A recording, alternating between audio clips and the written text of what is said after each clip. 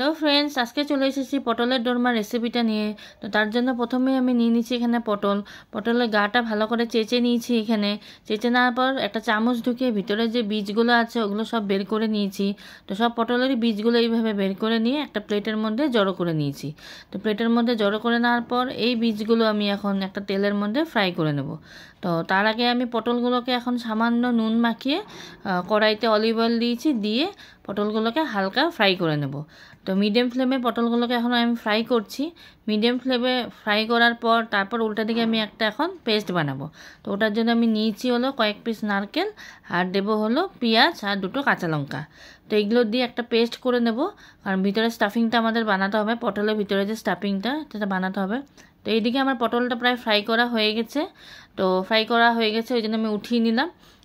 তো ওই কড়াইতেই ওই তেলেই এবার আমি স্টাফিংয়েরটা রেডি করে নেব। তো স্টাফিংয়ের জন্য আমি এখানে প্রথমে নিয়েছি গোটা জিরা, কয়েকটু পেঁয়াজ আর কয়েকটা হলো চিংড়ি মাছ, সব কিছু দিয়ে আর পটলের বিচিগুলো দিয়ে ভালো করে আমি এখন ভেজে নেব।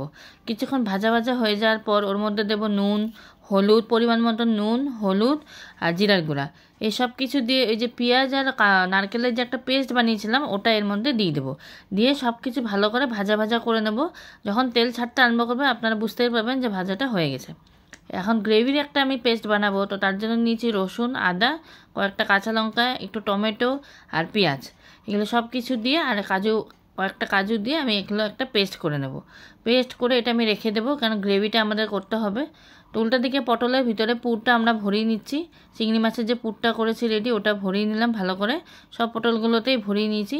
তো এখন কড়াইতে ওই তেলের মধ্যেই আমি তেজপাতা আর গোটা জিরা সম্বার দিয়ে ওই পেঁয়াজ আর নারকেল বাটাটা যেটা ছিল ওটা দিলাম, আর আদা রসুন পেস্ট যেটা পরে করলাম কাজু দিয়ে সেটাও দিলাম। দিয়ে একসাথে এখন আমি এই মশলাটাকে ভাজবো। তো তার মধ্যে দেবো হলো একটু নুন, একটু হলুদ আর একটু কাশ্মীরি মির্চি আর একটু জিরার গুঁড়া, সব কিছু দিয়ে ভালো করে এখন ভাজা ভাজা করতে হবে। একটু ভাজা ভাজা হয়ে যাওয়ার পর সামান্য দেবো ওখানে টক দই। টক দইটা একটু দিলে গ্রেভিটা খুব ভালো হয় খেতে, তাই জন্যই টক দইটা দিলাম। তো ওটাও দিয়ে ভালো করে ভাজা ভাজা যখন হয়ে যাবে এর মধ্যে দিয়ে দেবো জল, আর একটু যখন ফুটতে আরম্ভ করবে তার মধ্যে দিয়ে দেবো পটলগুলো। ফাইনালি আমাদের আজকে পটলের দোরমা রেডি। তো এখন আমি এটা সার্ভ করে নেব। তো আশা করছি আপনাদের আমার রেসিপিটা ভালো লেগেছে। যদি ভালো লেগে থাকে অবশ্যই একটা লাইক করে দেবেন, আর বন্ধুদের সাথে বা ফ্রেন্ডসদের সাথে সবার সাথে শেয়ারও করে দেবেন। আজকের জন্য ধন্যবাদ। আবার আসবো আমি একটা নতুন রেসিপি নিয়ে।